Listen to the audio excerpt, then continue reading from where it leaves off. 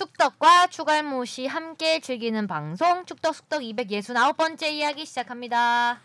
안녕하십니까, 주영민입니다. 안녕하세요, 주시은입니다. 안녕하세요, 박진영입니다. 안녕하세요, 하성룡입니다. 다들 차분하네요. 오늘 좀 다운된 것 같아. 좋은 분위기가. 일이 없으니까요. 홍명보 감독이 축구대표팀 신임사령탑으로 내정이 됐죠. 뭐 사실상 임명이 된 건데 일주일 동안 진짜 빨리 될 거라고 했잖아요. 감독 빨리 선임할 거라고. 근데 이렇게 빨리 될 줄 몰랐어요. 한편의 막장 드라마를 보는 듯한 느낌이 들었고 네. 예전에 그 드라마 지금은 드라마를 다 완성해가지고 사전 제작하죠. 사전 제작해서 틀지만 예전에는 당일 제작해서 막 쪽대본 하잖아요. 저는 약간 쪽대본 써서 뭔가를 맞춰가는 느낌. 어떻게든 결말을 만들려고. 네. 그리고 정해진 결말을 향해서. 네, 밥정너. 하여간 좀 문제가 많고 또 후유증도 있는 것 같습니다. 마지막 최종회에서 모든 걸 그냥 한 번에 다 순식간에 끝내버리는 느낌이죠. 아니 이상하게. 그 일주일짜리 그 전력강화위원도 아닌 이임생 기술위원장이 맡은 지가 일주일밖에 안 됐잖아요. 일주일 만에 그렇게 결정해 버릴 거 혼자 다 했다 그랬잖아요. 또 그렇죠. 뭐 위에 보고도 안 했다 그러고. 그 말도 안 되는 얘기지만 그렇죠. 그런 말을 왜 하는지 모르겠지만 그렇게 쉽게 결정할 거를 지난 5개월 동안 뭐 했는지 너무 어이가 없죠. 진짜 한 명이 일주일 만에 결정할 수 있는 걸 5개월 동안 질질 끄는 건데 그 뭐 결정이 그냥 독단적으로 뭐 근토의 없이 그 드라마에서 막 정말 드라마를 이리 꼬고 저리 꼬고 해놓고 정말 허탈하게 마지막에 그냥 결론 내버리는 핑소같이 어이없는 이런 막장 드라마 같은 느낌이 들었어요. 기승전홍. 자, 이슈 포커스로 가보겠습니다. 이임생의 홍비어천가, 홍명보 방패 세운 정몽규. 지난 일요일에 갑자기 문자가 왔습니다. 네, 깜짝 놀랐습니다. 제가 깜짝 놀랐으니 박주부 의원은 얼마나 더 깜짝 놀랐겠어요? 그 안에 있었던 사람이니까. 네. 그러니까 전력강화 위원들조차 몰랐다는 거는 문제가 있는 거 아니에요? 아니요. 네. 감독 뽑으라고 만든 조직이 전력강화위원회인데 전력강화위원들도 모르게 깜짝 놀랄 일을 이임생 혼자 벌였다? 네. 그건 말도 안 되는 얘기죠. 혼자 갔다 왔다가 혼자 했다? 이임생 감독이 기자회견하는 태도나 이런 걸로 봐서는 굉장히 뭔가 좀 위축돼 있는 듯한 느낌이 받았거든요. 위축. 자신감 있다기보다는 뭔가를 설득하기보다는 뭔가를 자꾸 변명하려고 한다는 듯한 느낌. 너무 기자회견 내용이 너무 어이없지 않았어요? 네, 아까 다들 그랬어요. 무슨 말인지 알고 하시는 건지 모르겠다. 그렇죠. 뭐 그 홍명보 감독 선임한 8가지 이유 된 것도 따져보면 아니 그 너무 일주일 동안 말도 안 8가지 맞고. 이유를 이걸 8가지 이유를 보면 8가지 이유 정리해놨죠. 진짜 어이가 없는 게 이 8가지 이유를 지금까지 몰랐나요? 갑자기 이게 일주일 동안 이거였구나 8가지가 있었구나 해가지고 임명한 건 아니잖아요. 이거를 구구절절하게 나와서 이야기한다는 것도 참 뭐라 그래야 되나. 그러니까 어떻게든 뭐 이유를 대서 설득이 안 되지만 설득은 아니고 뭐 그냥 이유를 대고 정당성을 억지로 변명을 하는다는 느낌이 들었어요. 선임 조건 1. KFA 철학과 게임 모델. 울산에서 빌드업 등이 대표팀 전술과 유사하다. 그 용맹하고 그거요? 빠르고 용맹하는. 사실 그 워딩도 어디에나 갖다 붙일 수 있는 거잖아요. 빠르고 용맹하고 뭐 수비를 빠르게 용맹하고 할 수도 있는 거고. 전술적으로만 따지면은 광주가 제일 매력적이지 않나요? 용맹하고. 진짜 그 축구 스타일만 봐서는. 네. 두 번째 선임 조건이 대표팀 감독으로서 리더십. 원팀 원스피릿 원골. 이건 무슨 얘기를 하는 겁니까 진짜? 10년 전 치윙 비자교회견에서 했던 얘기죠. 그 원팀 홍명보 감독이 원팀이 비난을 받았던 이유는 이 원이 홍명보였기 때문이었어요. 그러니까 팀이 하나가 아니라 홍명보 팀이었다는 얘기죠. 그러니까 홍명보 감독의 약간의 독선이 들어간 팀이었다는 거죠. 그래서 뭐 대한민국의 대표팀이냐 홍명보의 팀이냐 이런 얘기도 들었고요. 그거를 다시 꺼낸다는 것도 웃겼고 그다음에 연령별 대표팀과의 연속성 20세 이하 23세 이하를 맡았다. 이걸 이제 알았나요? 이걸 알았으면 벤투 전에 뽑았어야죠. 그 전에 외국인 감독을 뽑을 때 뽑았어야죠. 이 연속성을 중시했다면 그 다음에 대표팀 감독 경험 이제 알았나 이것도 실패 경험이죠. 실패 경험을 활용하다. 이거는 뭐 실패 경험 당연히 활용할 수 있어요. 틀린 말은 하나도 없는데 이거를 이제 꺼내 들었다는 게 좀 어이없는 거고. 5번째 조건은 대표팀 선수단 전력 파악. 시간이 촉박하다. 이게 가장 큰 이유겠죠. 그나마. 시간 그리고 누가 만들었는데. 그쵸. 그러니까요.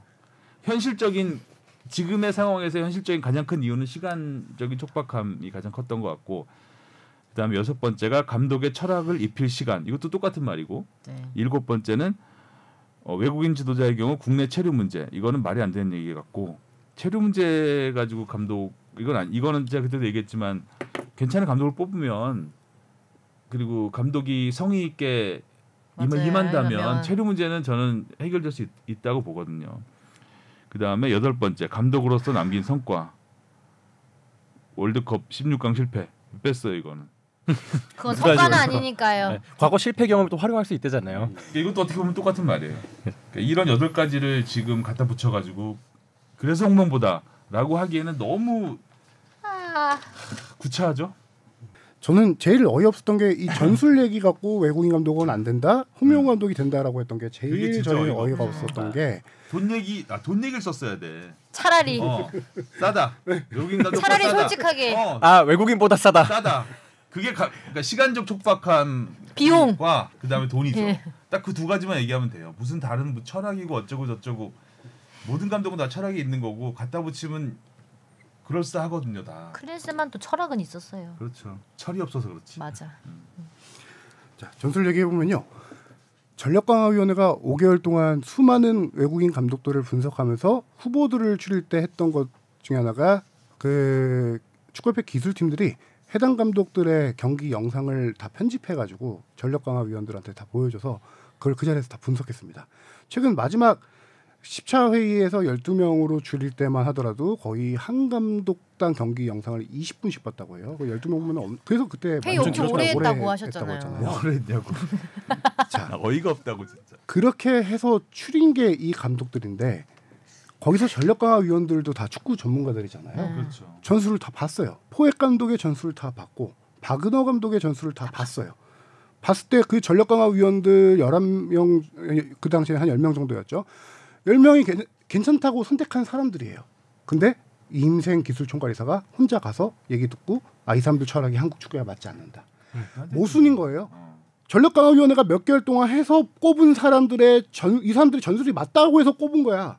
근데 이임생 기술총괄이사가 가서 그냥 얘기 나누고 한 4시간, 3시간 정도 얘기 나왔더라고요. 그냥 말을 못 알아들으신 거 아니죠? 얘기 못 알아들었을 수도 있을 것 같기도 하고. 영어 은근 잘한다고 들으셨는데 그래도. 얘기를 듣고 그거를 독단적으로 판단을 한 거예요. 왜냐면은 그러니까 이임생 그 이사의 말에 따르면 독단적으로 판단한 거죠. 그렇죠. 네. 제가 말하는 거는 독단적으로 판단했다는 거는 이 면접 결과 이 사람들의 축구 철학 지적 들은 얘기를 전력강화위원들하고 공유를 전혀 안 했잖아요. 갔다 와서. 그러니까 윗선하고만 공유하면 돼요. 그렇죠. 완전 내가 봤을 때 이 사람들 전술 이임생 아니야. 이사가 난 판단했다고 생각하지 않아요. 일단 기본적으로. 그렇죠. 겉으로는 판단했다고 하지만 자기가 어떻게 판단을 해요? 지금까지 그러니까 전력강화위원도 아니고 전력강화위원회에 들어온 지 5월에 들어왔다 그랬죠. 그러니까 황보관 기술총괄이사가 그 자리를 바꾼 지 5월 말이었어요. 그게. 이임생 한 달쯤 넘었잖아요. 그렇죠. 한 달 좀 넘어서 전력강화위원회에 들어온 지가 얼마 안 됐어요. 위원회가 어떻게 진행돼 왔는지도 잘 몰라요. 아니 이게 뭐 하는 집안이야? 그러니까 그런 사람이 와서 전력강화위원들이 그동안 해왔던 작업을 없고 자기 혼자 결단했다. 이건 말이 안 되잖아요. 그러니까 그때 유럽 가신 거부터 이상해서 만나러 간다고 할 때부터 하긴 그 기사 나온 타이밍도 좀 뜬금없다는 느낌 받긴 받았었는데 왜 가시나 했네. 그거는 그러니까 구색 맞추려고 간 거죠.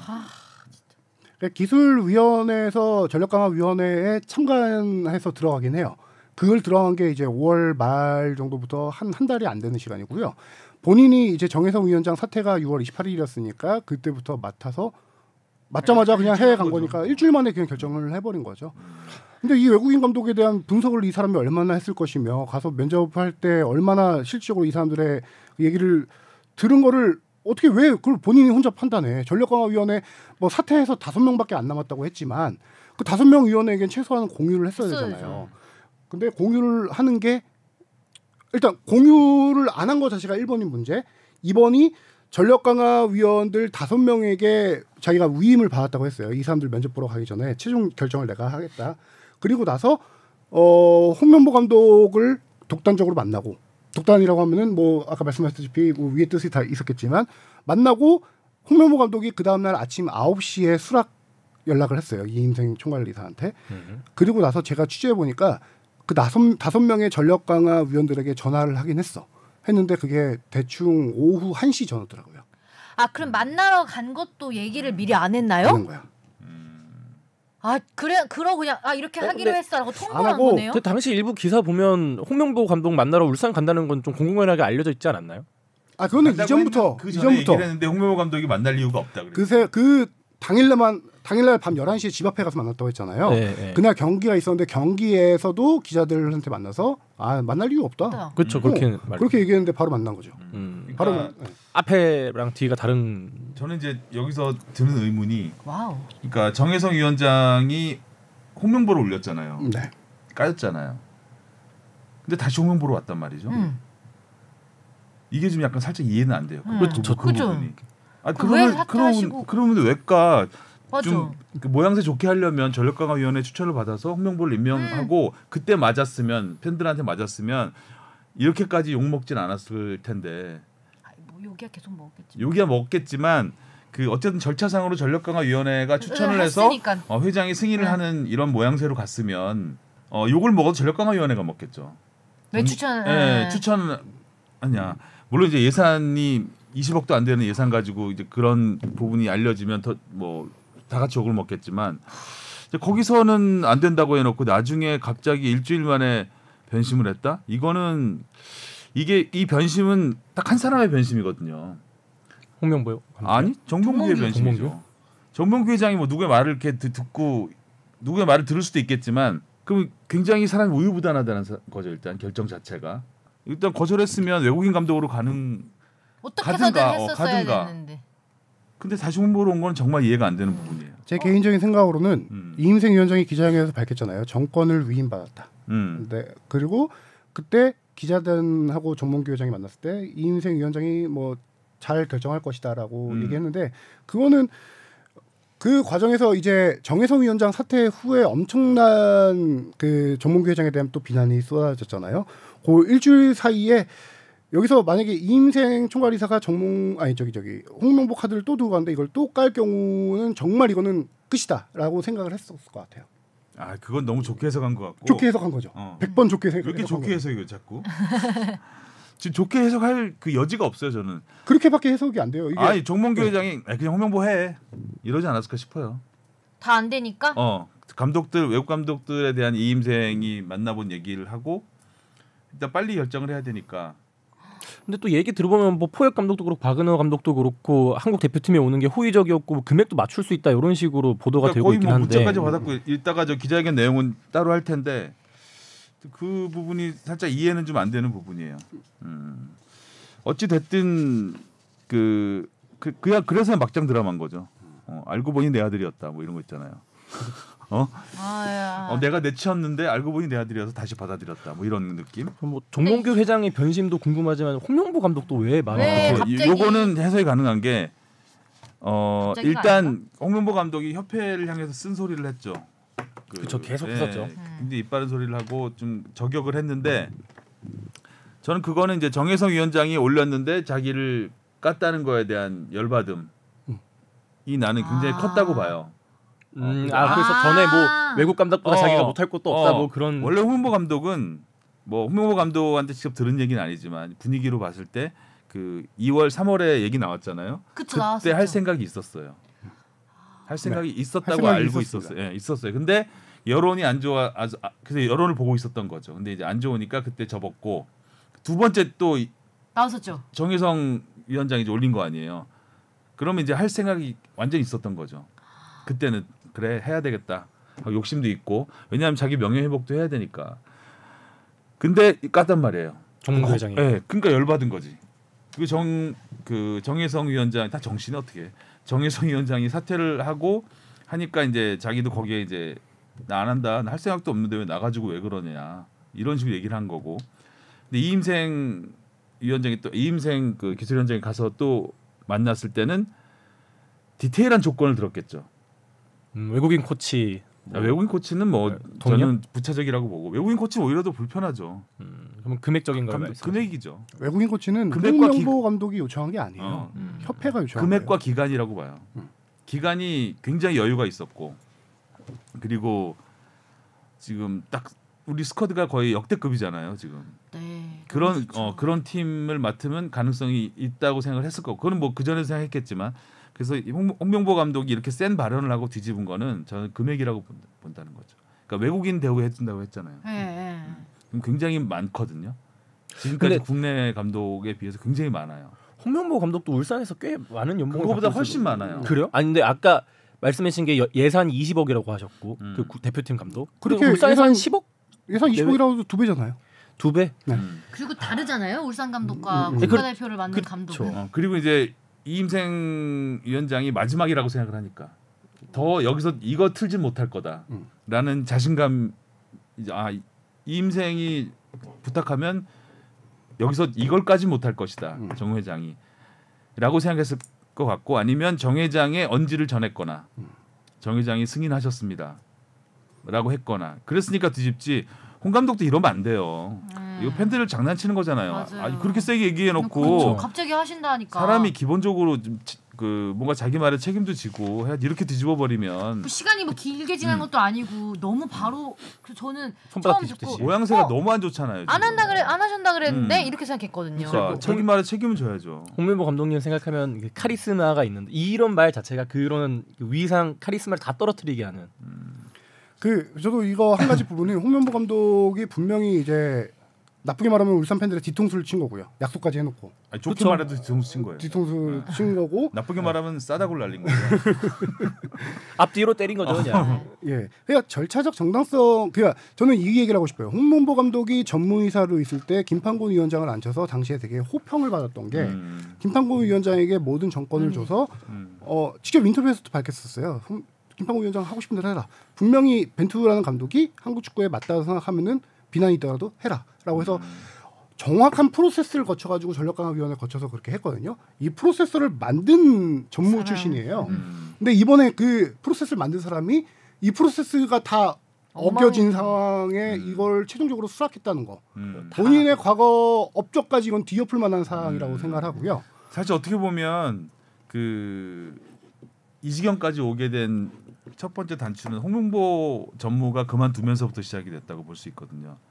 홍명보 전무가 그만두면서 김판곤 위원장의 힘이 확 떨어져 버렸죠. 네. 그때부터 이제 위에서 간섭이 들어오고 그렇죠. 그러니까 홍명보 전무가 막아주던 걸 이제 그 필터가 없어지니까 김판곤 위원장이 이제 거기에 자꾸 흔들리게 되는 거죠. 협회 내 김판곤 위원장 공격 세력이 엄청 많았거든요. 그를 홍 전무가 막아줬던 그러니까. 방패가 없어진 거죠. 당시 전무는 왜 그만두게 된 건가요? 울산 감독 감독- 감에서 그런- 그만두게 된 거죠. 조금 기간이 있었던 기간이 걸로 있었나요? 기억나요. 기간이 있었던 걸로 알고 있습니다. 아. 네. 그럼 감독 준비를 하셨나? 어찌됐든 내부에 무슨 문제가 있었는지 모르겠지만 어찌됐든 그 자기로 시작돼서부터 이렇게 망가지는 거거든요. 자기가 해결해야 된다고 생각했나 그거를? 내가 지금 이제 나서서 그러니까 아까- 성적으로 아까 영민 선배가 얘기하신 여러 가지 이유, 뭐 연봉이라든가 이런 것들 다 이렇게 다 받고 여기서 더 이제 얘기를 추가하자면은 제 개인적인 생각입니다.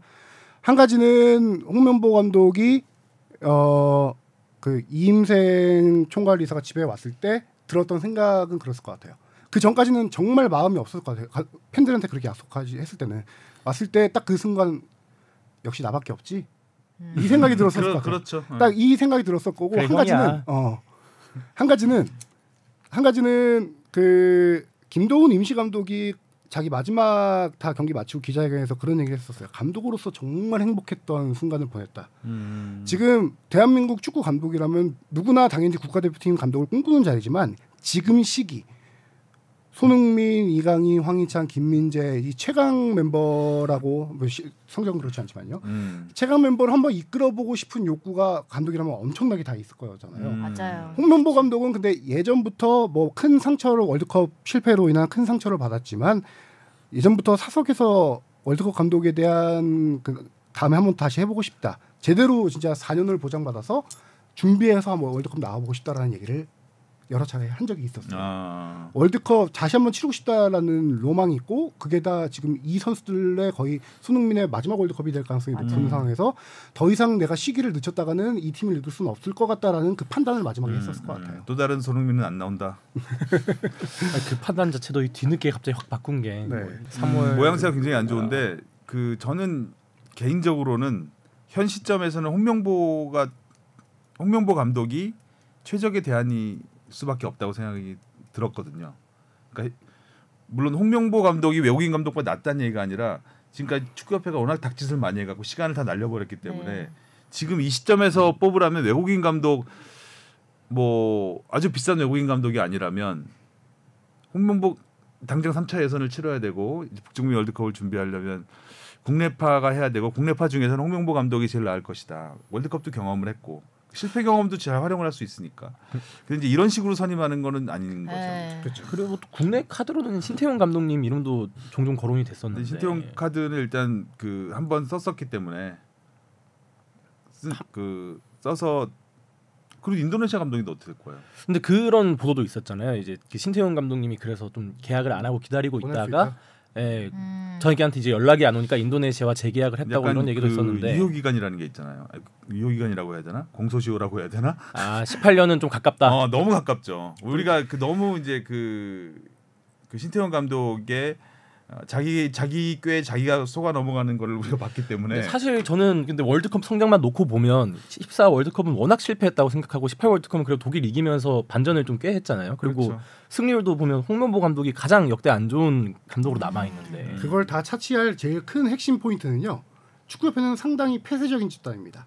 그 안에서 어떤 뭐 학벌로 인한 마피아, 2002년 세대 마피아라는 얘기가 돌 정도로 2002년 세대를 챙기는 게 엄청나잖아요. 축구협회 안에서. 그것뿐만 아니라 신태용 감독 같은 경우는 선수 시절부터 해서 축구계 주류는 아니었습니다. 그런 부분이 맞아요. 있겠구나. 야인이었죠. 주류도 아니었고 그 당시 이제 러시아 월드컵에 소방수로 등장해서 갔던 거였는데 지금 그 주류 비주류가 주류 안에 들어오기가 축구협회에서 상당히 쉽지 폐쇄적인 않죠. 집단이기 때문에 힘들어요. 네. 뭐 당장 봐도 이임생 홍명보도 고대 선후배잖아요. 정몽규 회장, 광고 정몽규 회장도 다 그러네. 저도. 그대로 정말 내려와서 그대로 그냥 가네요. 정말 진짜 답답한 집단이다. 그리고 제가 아까 전술 얘기하다가 좀 말하는데 이게 좀 재미난 포인트라서 저는 이임생 이사가 기자회견에서 전술 얘기를 아주 디테일한 용어까지 써가면서 했던 게 너무 짜증이 어이가 나는데 없죠. 우스웠죠. 들으면서 받아 적다가 뭐 무슨 얘기하는 거야 싶을 정도로 정말 짜증이 났었는데 감독 취임 기자회견도 아니고 그렇죠. 일단 외국 감독 2명의 면접 본 감독들의 전술은 우리 축구에 맞지 않다라고 하면서 차치해놓고 홍명보 감독의 전술을 얘기하는데 제가 이거 설명 한번 읽어볼게요.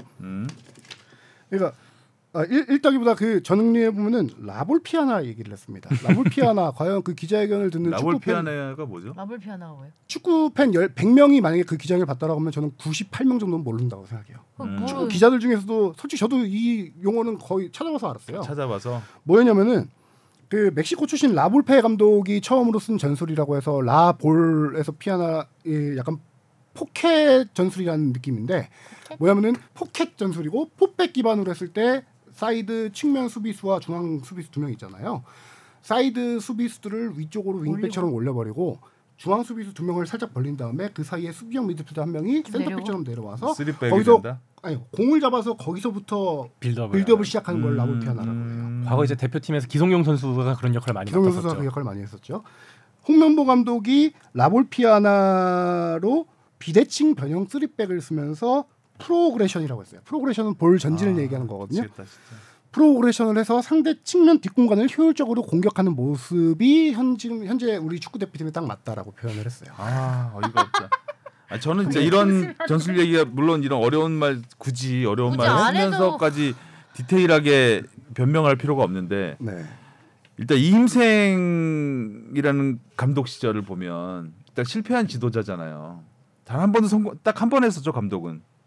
수원 삼성 네. 감독할 때 저기 뭐 되게 해외 팀 맞긴 했는데 국내 K리그에서는 그렇습니다. K리그에서는 감독 커리어는 정말 굉장히 짧고 그리고 별 볼 게 없잖아요. 그런 분이 우리 국가대표 감독을 전술을 평가하면서 뽑는다는 게 이것도 코미디 아닌가요? 그렇죠. 그래서 이 전술을 그러니까 감독 전술을 저는 이걸 얘기한 게 홍 감독이 이 전술을 쓰는 건 맞습니다. 맞는데 현대 축구 흐름이에요.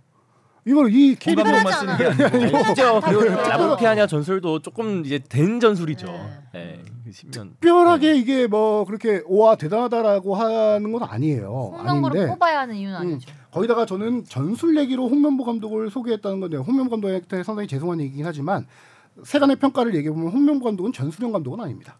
엄밀히 얘기해서 홍명보 그렇죠. 감독은 관리형, 이게 리더십형, 팀이야. 네. 이게 팀이야. 또 대표되는 그렇죠. 네. 관리형이고 선수들을 장악하고 그 다음에 약간 선수들에게 멘트나 어떤 기강 확립을 통해서 위닝 멘탈리티를 전달하는 감독이지 전술적으로 그렇게 빼어나다라고 예전부터 알려져 있지 않고 홍명보 감독은 항상 그 예전 과거 지금 좀 바뀌겠지만 과거에 4-2-3-1 그냥 홍명보 감독 전술은 4-2-3-1이야 무조건. 울산에서도 지금 이렇게 했을 정도로 딱 전형적인 전술을 썼던 감독이에요. 저는 이걸 이임생 위원장이 모르고 있다라고 생각하지 않아요. 그래서 외국인 유럽인 출신 유럽인 코치 2명을 놓는 게 저는 홍명보 감독의 전술적 약점을 보완하기 위한 협회의 생각이었다고 생각해요. 홍명보 감독이 유럽인 코치 2명 붙여줘라고 한 게 아니고 기자회견에서 보면은 이임생 위원장이 우리가 유럽인 코치 2명을 이렇게 붙여드리겠습니다. 받아들이시겠습니까? 했더니 홍 감독이 받아들여서 그렇게 된 거예요. 이건 전술적인 약점을 유럽인 코치로 보완하겠다는 얘기지. 홍명보 감독이 이렇게 전술 약점이 있는데 이 전술 강점을 보인다. 한국 축구에 맞다. 저는 이거 보면서 너무 정말 낯뜨거울 정도였어요. 그러면 홍명보 감독은 수석 코치 역할을 하는 거네요. 어떻게 보면 그죠? 유럽인 코치가 감독 역할을 하는 거고. 근데 올까요? 유럽인 코치는 누가 어떻게 오든- 들어와요? 근데 선배 말에 조금 포엣 바그너 유럽인 두 코치 아니에요? 혹시? 이거 반대인데 그런 감독들도 유럽에 엄청 많긴 해요. 관리형 감독이. 그래서 수석 코치를 누구를 잘 쓰냐, 전술을 얼마나 잘하는 수석 코치를 쓰냐라는 그런 감독 유형도 상당히 많습니다. 늘 얘기 나오는 게 안첼로티 감독 뭐 이런 유형이 나오고. 그렇죠. 그래서 그 수석 코치 출신들이 전술가가 상당히 많죠. 잘 모셔와야겠는데. 그렇죠. 근데 이제 그걸 얘기하면서 이제 홍명보 감독을 전술로 띄웠다는 게 그러니까. 네. 뭐 울산을 지금 울산을 봐라. 막 K리그 1위지 않냐? 막 빌드업 1위지 않냐? 빌드업 1위는 또 뭐야? 그래서 빌드업 1위는 뭐야? 통계가 나와요? 그러니까 빌드업 1위는 뭐예요? 1위는 또 그럼 뭐야? 2위 누구야? 2위. 아예 솔직히 꼴찌는 누구야? 꼴찌는 빌드업 최하위 누구야? 거기에다가 아니 지금 K리그 선두권 달린 팀이 빌드업 부분 1위. 그런 수치들이 1등인 건 당연한 거예요. 당연한 건데 그거는 선수들이 그런 스타 플레이어들을 데리고 당연히 있구나.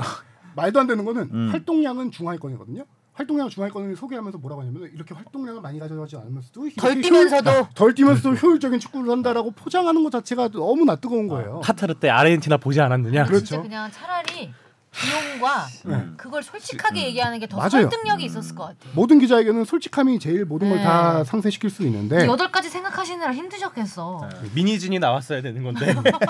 그래서 그렇죠.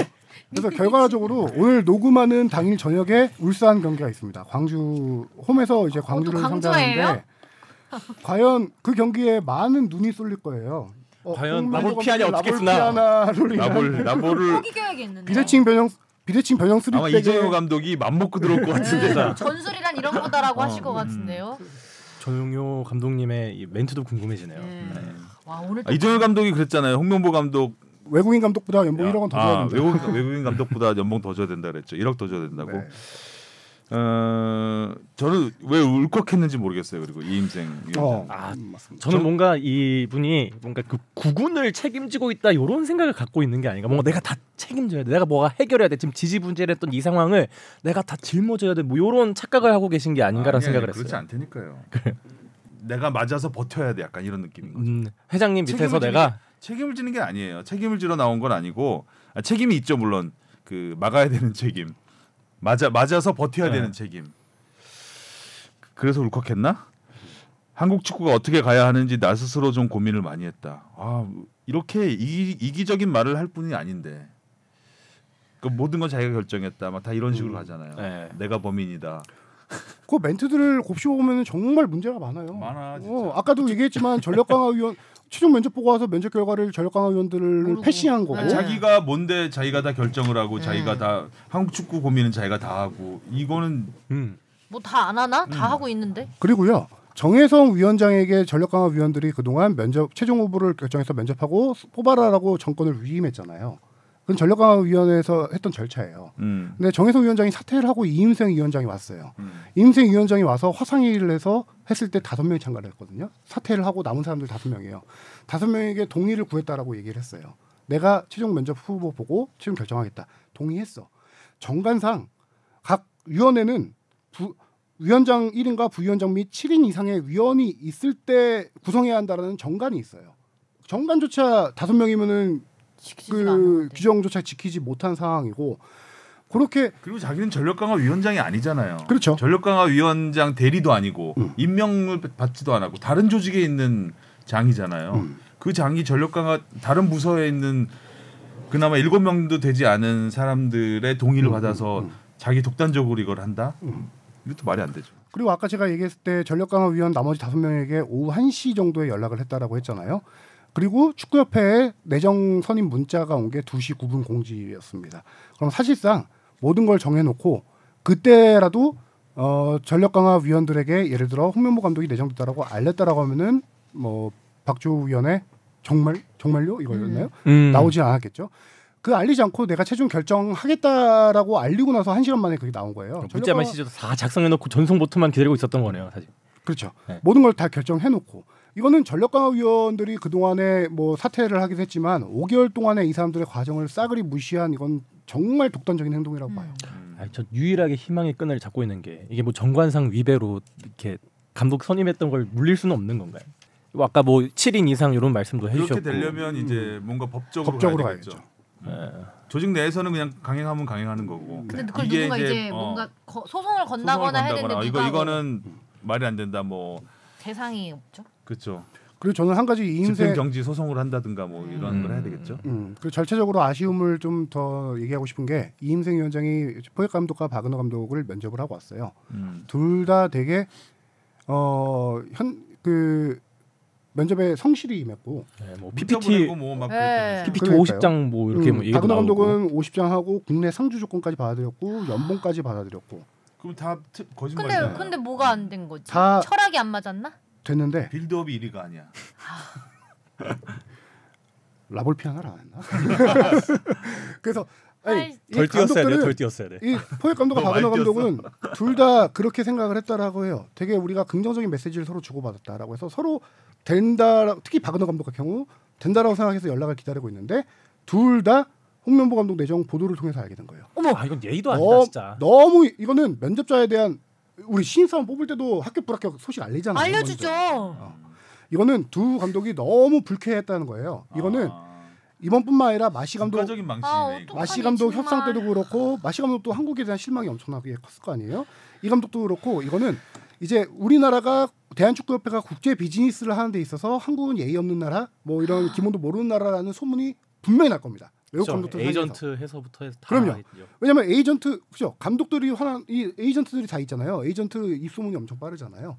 이거는 앞으로 향후 감독 선임하는 데 있어서 상당한 우리가 아니 큰 오점을 남긴 사례가 거짓말이에요. 내가 너무 죄송하다고 했다라고 하시고 뭐 두 분은 아마 짐작하실 것이다 이렇게 되어 있는데 그럼 전혀 뭐 기자회견에서 네. 뭐 사전에 통보하지 않았다는 거예요. 그쪽 주장하고 있기로는.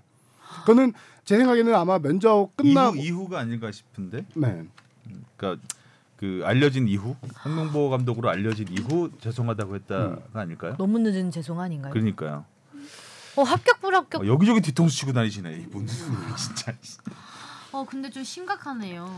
자 후폭풍이 계속되고 있는데 일단 박주호 위원의 내용을 간단히 정리를 하면 근데 이 박주호 위원이 그 뭐 내부 폭로라고 할 수 있는데 이 폭로 부분은 마시 감독 협상이 무산된 다음에 얘기를 하는 거잖아요. 그죠? 마시 감독 때까지도 얘기를 했었죠. 대체로 보면 전력 강화 위원들이 국내파를 원했다 이런 부분은 마시 감독 이후를 얘기하는 거죠. 협상이 깨진 다음에 국내파로 자꾸 가자고 했다 이런 부분을 얘기하는 것 같은데 저는 뭐 박주호 위원이 글쎄요. 전력 강화 위원들을 비난하는 게 된 거잖아요. 결과적으로 위원회 자체적으로. 네. 그러니까 전력 강화 위원들을 배신한 거죠. 어찌 보면 그런 거죠. 내부에 있었던 이야기를 한 거니까. 근데 사실 이거보다는 지금은 정몽규 회장을 저격을 했어야 된다고 보거든요. 저는 내부 폭로를 할 거면 예를 들어 아까 하성룡 기자가 얘기했듯이 우리는 돈이 얼마인지도 모르고 감독 선임 작업을 했다 이런 얘기. 그런 얘기를 해서 협회 수뇌부가 문제다라는 쪽으로 갔어야 되는데 그 관역 정중앙을 노렸어야 되는데 약간 변죽만 울리는 폭로가 아닌가. 그래서 저는 내용이 그렇게 뭐 눈길을 끌 수는 있겠지만 핵심이 많이 빠져 있다는 생각이 들었어요. 이영표 위원도 마찬가지죠. 뭐 축구인들은 이제 행정을 하지 말아야 된다. 이게 할 게 아니라 정몽규 회장은 이제 회장을 하면 안 된다. 이런 얘기를 해야 되는 거 아닐까요? 근데 맞는데 약간 이영표 의원 말 중에서 하나 딱 저는 이제 공감하는 것 중에 하나가 실수가 여러 차례 반복되면 그건 무능력이다. 그렇게 얘기는 했고 지금 사실상 현재 상황 최악의 축구협회 상황인 거잖아요. 그거에 대한 지적 그 하나 정도 공감을 하더라고요. 네. 답답합니다. 또 이영표 의원은 또 뭐 클럽 수준의 감독 그건 사과했습니다. 올 거라고 듯이 얘기를 해가지고 결과적으로 베니테스 감독과 사비 감독이었다. 당시 자기가 들었을 때 사과를 했죠. 그렇게 앞으로 그런 발언을 하지 않겠다라고 사과를 했는데 저는 박주호 의원이 원래 이 영상을 찍은 걸 쭉 다 봤는데 원래 이 정도까지 이제 폭로를 할 계획은 아니었고 그동안 감독 협상 과정 자기가 누굴 추천했고 뭐 때문에 안 됐고 이런 과정을 설명하려다가 홍명보가 된 거를 내용 소리 듣고 그때부터 화제 전환이 돼서 확 이제 폭로적으로 가게 된 건데 거기 안에 그 나오기 전에 어떤 내용을 많이 설명했냐면 제시 마시 감독에 대한 설명을 많이 했어요. 제시 마시 감독을 박주호 의원이 추천했습니다. 당시만 해도 전력강 의원들이 제시 마시 감독이 누군지도 많이 모르는 사람들이 많았다. 마시 감독하고 3월달에 접촉을 박주호 의원이 직접 해서 뭐 여러 가지 얘기하고 그 당시 얘기 들었던 거는 나는 무조건 한국팀으로 가겠다라는 마시의 의견을 듣고 추천을 했고 거기서 협상을 했는데 자기는 정말 마시의 의지를 받기 때문에 어떻게든 될 줄 알았는데 안 됐다라고 하면서 그 위에 수뇌부의 이제 협상력에 대한 좀 그 물음표를 좀 제기한 게 있었고요. 그 이후에 여러 감독들을 추천하는 과정뿐만 아니라 뭐 누구는 연령별 대표팀 감독을 원했다, 뭐 폭로 등등 나가 이제 마지막에 또 나왔던 게 임시 감독을 투표로 하는 거에 대해서 황선홍 임시 감독을 뽑는데 정말 그거는 이 임시 감독을 어떻게 투표로 뽑냐 이런 그 전력 강화 위원들의 그 이 과정을 좀 많이 깐 거죠. 위에 아까 말씀하셨을 때 위쪽 수뇌부를 겨냥한 포인트는 많이 없었습니다. 의견을 들어본 거잖아요. 투표라는 거는 말이 투표지 뭐 어쨌든 다수결로 결정한 거는 민주주의에 맞다고 보는데 저는 그러니까 뭐 내가 알아서 니들 다 얘기 들어보고 내 마음대로 할게보다는 나은 거 아니에요? 절차적 정당성을 지킨 거 아닌가 이거는. 근데 전력강화위원회라면 기본적으로 토론을 통해서 토론을 전혀 안 하진 그리고 황선홍 감독이라는 인물에 대해서 뭐 얼마나 토론이 필요한가요? 다 기본적인 배경 지식은 다 있기 때문에 전혀 모르는 사람도 아니고 가장 큰 리스크에 대한 토론이 별로 없었을 것 같아요. 지금 올림픽을 앞둔 상황에서 이 감독을 여기 오는 게 맞냐? 그런 이런 토론들을 그냥 투표로 토론들을 좀 더 했었어야 되는데 그러면은 어쨌든 투표로 결정이 된 거잖아요. 네, 투표로 결정됐죠. 다수가 지지를 했다는 거기 때문에 그 부분에 있어서 이거를 뭐라고 할 건 아닌 것 같다는 생각이 좀 들어요. 저는. 네. 많이 힘드셨나요? 약간 윗선을 저격하는 건 좀 많이 없어서 아쉬움은 있다라고 하지만 저는 박주호 의원의 이 내부 폭로가 상당히 용기가 필요한 거잖아요. 저는 정말 높게 평가하는 게 박주호 의원은 이 폭로를 인해서 대한축구협회에 이제 한국 축구 쪽에서 할 수 있는 모든 걸 좀 내려놓을 정도의 각오를 하고 하지 않았을까라는 그렇죠. 생각이 왜냐면 지금 뭐 법적 대응을 그렇죠. 검토하고 그런 있잖아요. 네. 정말 저는 그래서 지금 팬들이 박주호 의원을 다 지지하는 그 댓글들 많이 달리고 있고 그럴 거면 좀 세게 관역 정중앙을 노렸어야 이게 되는데 생각하고 기획하고 했으면 했을 것 같아요. 박주호 의원 성격이라면은 박주호 의원은 정말 대학 시절 어렸을 때부터 동료들 얘기 들어보면은 할 말 순하게 생겼잖아요. 할 말 다 하는 스타일이에요. 할 말 다 하는 상남자 스타일인데 계획을 했다면 그게 있었을 거예요. 근데 원래 그럴 계획이 아니고 듣고 순간적으로 즉흥적으로 다 나왔던 말들이기 때문에 이런 후속을 기대해봐야 되겠네. 근데 전광이 안에 있으면서도 정몽규 회장은 뒤에 숨어 있으니까 잘 안 보이지 않았을까요? 그런 실체나 뭐 비판할 여지가. 하지만 그런 건 느꼈겠죠. 외압이 만약에 있었으면은 그런 거는 느껴졌겠죠. 근데 이제 약간 그거를 국내 감독을 원했다라는 게 지금 현재 시점에서 정몽규 회장의 어떤 그동안의 결정들을 보면은 정몽규 회장이 국내를 원했을까라는 생각은 들어요. 그러니까요. 그래서 약간 좀 그런 건 좀 까리한 면이 있어요. 근데 이거를 지금 협회가 법적 대응을 하겠다라고 했는데 법적 대응 유치한 거죠. 할까요? 법적 대응을? 법적 대응 하면요 더 난리 납니다. 더 난리 나죠. 이거는 전력 강화 법적 대응이라는 말 나오는 것도 좀 어이가 없죠. 이게 뭐 하는 짓이에요? 그동안 전력강화위원회에서 회의했던 녹취록이라든가 회의록이 다 있어요. 법적 대응 가면은 다 공개됩니다. 행정 난맥상 다 공개됩니다. 그럼 과연 누가 할까요? 법적 대응, 법적 대응. 이러면 해라. 해야 되겠는데. 이럴 거면 하자. 그래서 그중에 이제 사리사욕 챙기려고 했던 분들 다 드러나겠네요. 내가 감독하겠다 이랬던. 하자. 그리고요. 박주호 위원이 실명을 까고 했는데 그동안에 실명을 까지 않고 전력강화 이 얘기 했잖아요. 박주호 위원이 거의 실시간으로 내부의 회의 내용들이 유출되고도 있었다. 이런 얘기 했잖아요. 다 찾아. 다 포렌식해. 내부 유출자가 누군지. 자, 법적 대응하기 같이 대응해서 바라겠고요. 하길 바라겠네. 네, 기대하겠습니다. 여기는 압수수색 안 하나요? 저는 제가 그냥 내피셜로 예상하는 시나리오 중에 하나가 국감에서 약간 좀 이슈가 되지 않을까라는 생각이 듭니다. 좋은 정치인들에게 그렇죠. 좋은 국정감사감이죠. 맞아요. 국정감사감이에요, 이거는. 근데 사실 국감 저도 가봤는데 제 보도 가지고 이제 그 국회의원하고 해서 국감까지 올라갔는데 국감이 쇼예요, 쇼. 쇼죠. 쇼라서 아무런 법적 효력도 없어요. 그러니까 국회의원이 막 조져요. 그 나오면은 그게 다예요, 그냥. 고개 숙이고. 네, 바꾸겠습니다. 그냥 뭐 증인으로 나와서 그냥 네 잘하겠습니다 하면 끝나는 거예요. 그러니까 그 시간만 딱 버티면 되는 거라. 그렇죠. 정몽규 회장은 최적화돼 있네요. 잘 맞으니까. 쇼지만 법적 대응을 하지 않을 경우 이제 행정 난맥상이 드러나지 않을 게 어느 정도 국정감사하면은 조금은 자료 같은 것은 그렇죠. 공개가 될 수 있겠죠. 축구협회라든지 이런 그 굵직한 거라면 이제 뭐 이슈가 많이 되긴 하죠. 네. 네. 제 사안 같은 경우 아무 효력이 없었다. 국감. 딱 30초 하고 하겠습니다. 네. 악법 하나 없애야 됩니다. 축구협회 규정. 악법 대응. 협회는 제1항에 선임된 자가 국가대표 감독으로 선임된 자가 구단에 속해 있을 경우 당해 구단의 장에게 이를 통보하고 소속 구단의 장은 특별한 사유가 없는 한 이에 응해야 한다. 이런 법이 있어요. 이런 법이 규정이 있었어? 있습니다. 이런 축구협회 규정이 옛날에 없었네요? 만들어진 거 감독 선임 같은데? 규정입니다. 있어요? 있습니다. 이거 제가 지금 규정 저도 보고 긁어온 없앤다고. 거예요. 꽤 오래된 규정 같다. 꽤 오래된 규정이고요. 받아들여야만 하는 거네. 뭐. 어제 김강국 울산 대표이사가 SNS에다가 장문에 팬들에게 글을 했는데 거기에 여러 내용들이 함축되어 있는데 그 중에 하나가 이미 오래전부터 홍명보 감독에게 제안이 오면은 뭐 보내줄 수 있다라는 메시지를 서로 주고받은 지 오래됐다. 이게 이 법에 근거하는 거예요. 안 보낼 수가 없네요. 물론 홍명보 감독이 선택에 모든 게 최종 결정된 거지만 홍명보 감독이 선택하는 이상 이거는 보내야 수밖에 되는구나. 보내야 되는 사항 아, 규정이에요. 울산은 갑자기 감독 구해야 되겠네. 차라리 준비해요. 그 첨부에다가 뭐 위약금을 한 연봉의 2배를 준다라고 아. 규정을 해놓던지. 그렇지. 그 축구협회가 빼가기만 하는 돈을 거잖아요. 주든지. 그렇죠. 그냥 정말 그러네요. 빼가기만 하는 거고. 이건 정말 없어져야 될 법이죠. 그거에 그러네요. 대한 수습은 또 구단이 또 해야 되고. 그러니까 선수 차출에 대한 규정만 있었지 감독 차출에 대한 규정은 안 바꾸고 있었네요. 네. 그죠? 자, K리그로 가봅시다. 치른 경기도 감독 교체도 거의 절반. 수중전에 주중전. 어우, 제목 잘 잡았네요. 나름 라임이. 라임스. 감독 조성환 감독이 네. 그만뒀는데 참 안타까운 생각이 들었어요. 저는 인천 잘 이끌었다고 보거든요. 그렇죠. 인천 역대 최고 감독으로 최고 꼽힐 감독이죠. 만한 최장수 최고죠. 감독이죠. 이렇게 오래 하셨더니 인천이 매년 그 진짜 잔류왕 달랑달랑했잖아요. 맞아요. 잔류왕 경쟁하고.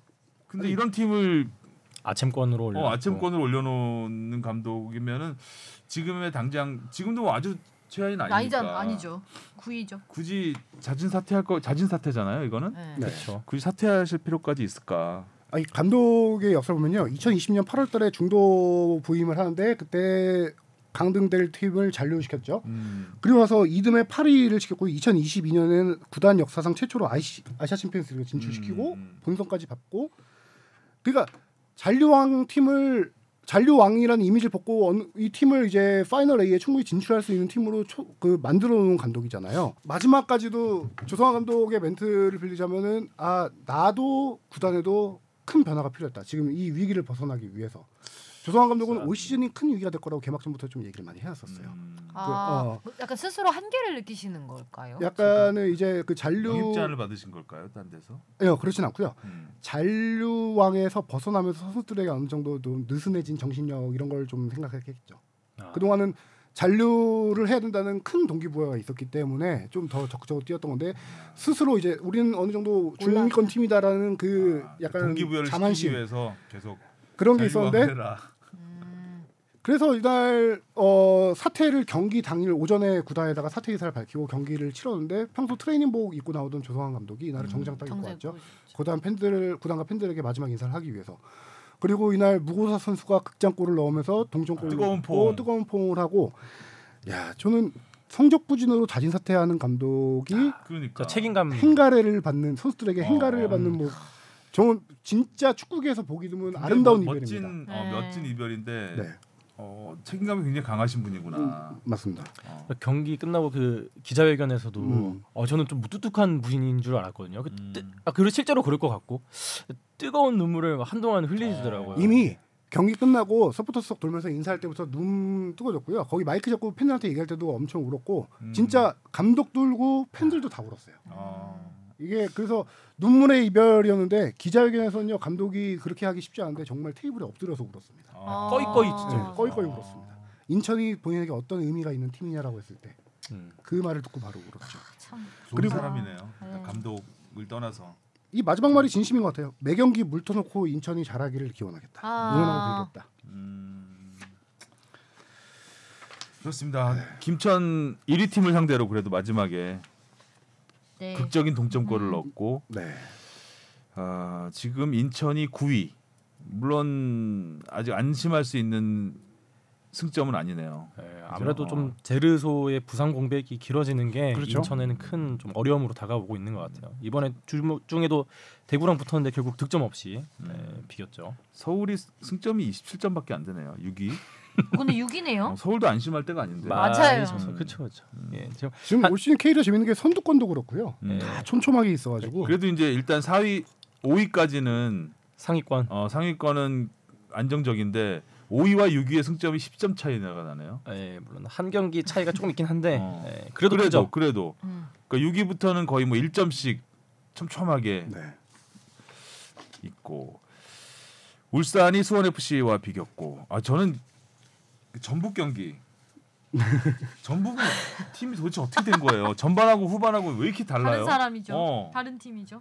전반 아주 골. 좋았죠. 전반은 아주 좋고 그래도 이기겠구나. 네. 드디어 후반에는 그러니까 비긴 게 다행일 정도로 후반에는 정말 엉망진창이었죠. 일단은 이 팀의 특징을 보여주는 게 이날 경기에서 그 클럽에 갔던 선수들 3명을 다 선발 명단에서 제외를 했고요.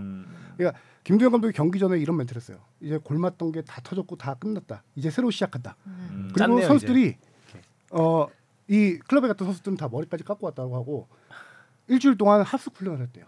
이례적인 거거든요. 프로팀이 합숙 훈련하는 건. 그래서 전반에 그 정말 선수들이 동기부여돼서 전반에 2골 넣고 앞서갔죠. 근데 후반의 문제는 체력이 떨어졌어. 체력이 떨어진 데다가 이 2골을 지키기 위한 장극이 전술로 들어갔던 게 또 전북 옛날 스타일로 가야 돼요. 자꾸 잠그면 안 되는데. 그러니까요. 수비 라인을 쫙쫙 내리면서 상대 공격 막기에 급급했고 지금 박진섭 선수를 이제 그 기초군사훈련 갔다 온 선수를 후반에 중반에 투입을 했는데 그렇게 수비 강화하고도 먹혔잖아요. 이 팀이 지금 수비 조준력이 완전 와해돼 있다는 얘기입니다. 그렇죠. 특히 그 06년생 윤도영 선수 오, 막히게 드리블 물론 드리블 잘 쳤지만 잘하더라. 그래도 그 한 선수를 이렇게 여러 선수가 막지 못하는 게 조금 안타깝더라고요. 이 선수 2006년생입니다. 고등학생입니다. 그러니까 잘하더라고요. 지금 K리그에 06년생들이 지금 06년 07년생들이 발음이 안 되네. 06 07 선배님 방금 좀 윤도영. 귀여운 척하신 건듀 건가요? 같아서 건듀. 성룡 건듀. 곤듀변? 곤듀변이냐 너? 그러다 혼나. 또 해봐. 맞을 것 같아. 대표 주자 양민혁 선수 있고요. 맞아요. 양미애 선수 있죠. 그다음 메탄고 출신인 저기 수원의 박승수 선수는 2007년생이에요. 이 선수는 곤육 얘도? 07. 이 선수는 지난달 데뷔골을 터뜨려서 K리그 역대 최연소 득점 기록을 갈았어요. 18년 만에. 울산의 중앙 수비 부상 때문에 지금 많이 나오는 강민우 선수가 06입니다. 06. 네. 06이 좀 어렵네. FC 서울에도 06 강주 역사. 그렇죠. 강주 주혁이 잘해요. 네. 자 그리고 서울은 참 극적으로 비길 뻔했는데 두 골 쫓아갔다는 거에서 대단하죠. 정말 일루첸코가 역시 골 감각이 그리고 어떻게든 참 일루첸코는 못 보내주는 못 이유가 보내, 있어요. 못 보내. 김기동 감독이 일류첸코 살려내는 거 보면은 정말 역시 대단한 것 같아요. 뿌뿌 와 팀을 못 살리고 있어요. 근데 일루첸코는 일단 살렸고 많이 올라왔는데. 그리고 정말 재밌었던 경기가 대구 포항. 정말 거긴 또 말이 많은 경기지 않습니까? 이거 뭐 서로 한 명씩 퇴장 당하고 그냥 드라마도 약간 이게 감독도 막장 드라마 퇴장 같기도 하고.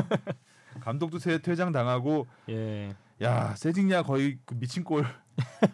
거기서 그게 들어가나요? 세징야 동상 세워야 돼요 대부분. 마지막 골만 세징야 있어야지. 마지막 골 넣고 위통 먹고 세리머니 하는 거 참. 와. 경고받고. 세드가가 이렇게 한 게 진짜 몇 년 만인 것 같아요. 아니 올 시즌 처음 동반골이 처음입니다. 처음이죠. 워낙 이 선수들이 올 시즌 꽤 오래된 거 맞아, 있었어요. 작년에도 거의 없었던 것 같아. 대구는 이 두 선수의 이런 활약으로 이제 경기를 지배한 적이 네. 물론 이제 비겼으니까 지배했다고 하긴 좀 그런데 대구는 역시 세징야가 살아나야. 에드가 골도 기가 막혔잖아요. 그렇죠. 에드가 골 헤더 골은 어. 발로 때린 슈팅 파워였어요. 뭐가 힘들어. 이 선수는 정말 맞아요. 어떤 자세에서도 헤더로 연결할 수 있는 최고의 헤더. 헤드가 최고야. 에드가 헤더가 최고야. 아그 세징야 동점골은 마지막 골은 진짜 와 거기서 세리머니까지 그렇게 해서 진짜 수비수 다리 사이 지나서 막 그렇죠. 전 골키퍼가 못 막죠. 못 막죠. 그렇게 네. 구석으로 들어오면 골대 앞에 맞고 수- 들어갔던 걸로 네, 기억하는데. 앞에 수비수 촘촘히 있고 한데 거기 에라 모르겠다 슛이잖아요. 어떻게 보면 보고 찬 게 아니라 감각으로 그냥 찬 건데 야 그게 들어가 버리네. 그리고 포항 같은 경우는 이날 경기 무승부를 기록하고 뭐 퇴장 징계도 있고 좀 아쉬움이 네. 많겠지만 그나마 다행인 것 중에 하나가 이호재 선수가 요새 최근 폼이 너무 살아오고 좋잖아요. 2경기 연속골 터뜨렸고 이호재가 최전방에서 그렇게 버텨주고 있는 데다가 정재희 선수가 정말 오랜만에 정진이 선수 혈이 뚫렸어요, 드디어. 2개월 만에 골이 터졌습니다. 예, 그 선수들이 살아난 게 조금 이제 포항으로서는 약간 호재라고 볼 수 있겠죠. 야, 여기 이호재가 호재다. 여기 진짜 촘촘하다. 에드가가 헤드다. 헤드가 헤드가. 자 그리고 강원이 광주를 2대0으로 이겼는데 광주는 참 수비가 문제예요. 네, 광주 이 두 골 다 뭐 사실상 수비가 다 뺏겨서 먹은 거죠. 뭐. 내내 얘기하지만 시즌 초반에 그 외국인 선수 수비수 2명을 빼앗긴 게 너무 크죠. 광주 같은 경우는. 오늘이죠 울산 광주. 근데 광원이 이날 경기를 너무 잘했던 게 전방 압박이 너무 좋았더라고요. 정한민 선수의 원더골도 전방 압박으로 골 그렇죠. 뺏어내고 정한민 선수 다시 보게 된 게 볼 빼앗고 나서 수비 한 명을 그 발재간으로 제친 다음에 슈팅 때리는 게 서울에서는 왜 이런 모습을 안 보여줬을까? 저 그 말 할까봐 지금 살살 쫄리고 있었는데. 이날 강원이 정한민 딱 골르니까 하성룡 기자가 강원에 정한민이 있었나? 서울로만 기억하고 있다가 이적한 걸 몰랐었어요. 이적했구나 그러더라고요. 근데 이날 행복해라. 강원으로서는 야구 선수 없이 치른 경기에서 그러네요. 야구 선수 없이 정한민 선수가 최전방을 쓴 거거든요. 이 선수가 이제 또 2개월 만에 시즌 3호 골 터뜨렸는데 야구 공격은 네. 없다. 야구는 울산 오피셜이 났죠. 오피 났어요? 네, 오피셜이 났습니다. 야구. 홍명보와 트레이드로. 자 유로에서는 스페인이 예. 프랑스는 뭐 참 꾸역꾸역 올라오다가 네. 이제 결국은 뽀록 난 거죠.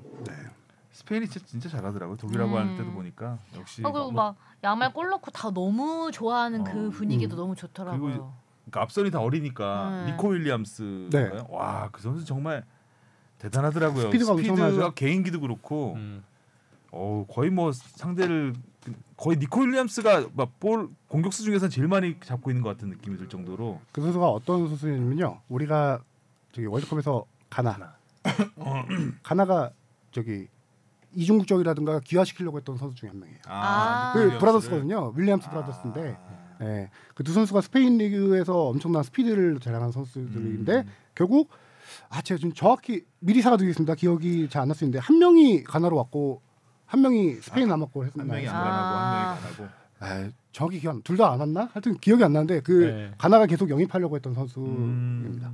댓글 남겨주세요. 혼내주세요. 네, 사과드립니다.